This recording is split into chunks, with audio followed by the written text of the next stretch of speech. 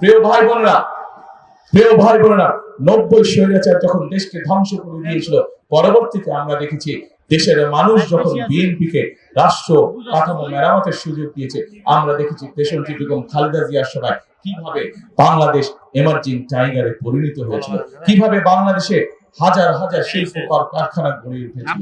কাজে প্রিয় ভাই বোনেরা, প্রিয় ঢাকা 17 এলাকাবাসী, আপনারা যদি ধানের শীষকে সমর্থন দেন, আপনারা যদি ধানের শীষকে জয়যুক্ত করেন, ইনশাআল্লাহ বিএনপির একমাত্র রেকর্ড আছে। এই মুহূর্তে যত রাজনৈতিক দল আছে, সেই রাজনৈতিক দলগুলোর মধ্যে বিএনপির একমাত্র রেকর্ড আছে, বিএনপির একমাত্র অভিজ্ঞতা আছে কিভাবে দেশকে সঠিকভাবে পরিচালিত করতে হয়। বিএনপি তার সেই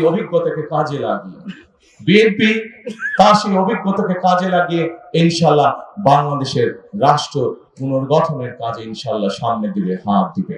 ইনশাআল্লাহ বিএনপি সরকার গঠন করবে। প্রিয় ভাই বোনেরা,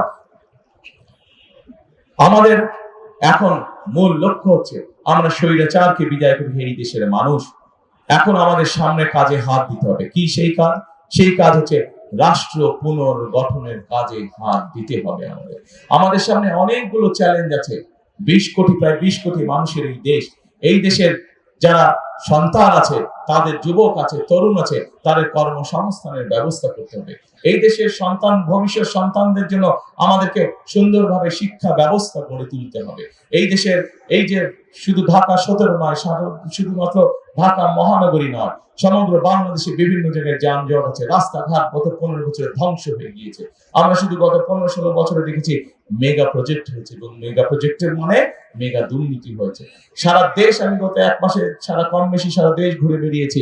আমি দেখেছি কিভাবে রাস্তাঘাট সব ধ্বংস হয়ে গিয়েছে, ভেঙে চুরে গিয়েছে। আমি দেখেছি, মানুষের কাছ থেকে শুনেছি, স্কুল কলেজগুলো ধ্বংস হয়ে গিয়েছে, ভেঙে চুরে গিয়েছে। হাসপাতালগুলোতে ঠিক মতন ওষুধ নেই, ঠিক মতন ডাক্তার নেই। কাজে প্রিয় ভাই বোনেরা, আমাদের সামনে বহু চ্যালেঞ্জ, আমাদের সামনে বহু কাজ, এই রাষ্ট্রকে আমাদের পুনর্গঠন করতে হবে।